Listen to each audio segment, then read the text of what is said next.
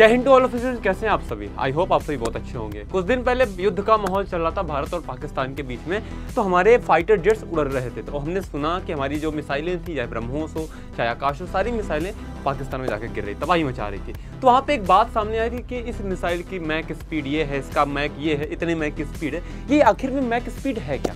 आज हम बेसिकली बात करेंगे मैक स्पीड या मैक नंबर के बारे में। देखो, ये फिजिक्स का कॉन्सेप्ट है। मैक नंबर या मैक स्पीड की अगर हम बात करें तो बेटा ये एक रेशियो होता है। किसका? Speed of object to the speed of sound, यानी ऑब्जेक्ट की स्पीड किसी मीडियम में और उसी मीडियम में साउंड की स्पीड का एक रेशियो होता है।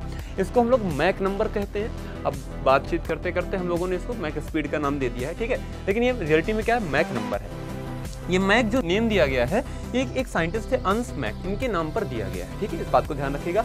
और आपको एक बात और समझा दूं कि जैसे पूछता है कभी कि अगर आपको कहा गया कि मैक नंबर अगर 1 है, कहते हैं ना 1 मैक की स्पीड से आपका फाइटर जेट उड़ रहा है, ठीक है, तो 1 मैक का मतलब क्या होता है? 1 मैक का मतलब if object is moving with the same speed of sound. इसका मतलब क्या होता है?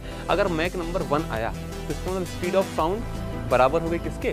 Speed of object in that medium, same medium में, ठीक है। तो आपको तो पता है, अगर एयर की बात करेगा तो एयर में स्पीड ऑफ साउंड कितनी होती है? 343 मीटर पर सेकेंड। अगर मैक नंबर 1 आया, अगर आपका फाइटर जेट एयर में उड़ रहा है तो उसकी स्पीड क्या होगी? 343 मीटर पर सेकेंड। जानकारी अच्छी लगी तो कमेंट जरूर करिएगा, और ऐसे और कोई जानकारी प्राप्त करनी हो तो कमेंट सेक्शन में कमेंट करके बताइएगा। थैंक यू, जय हिंद।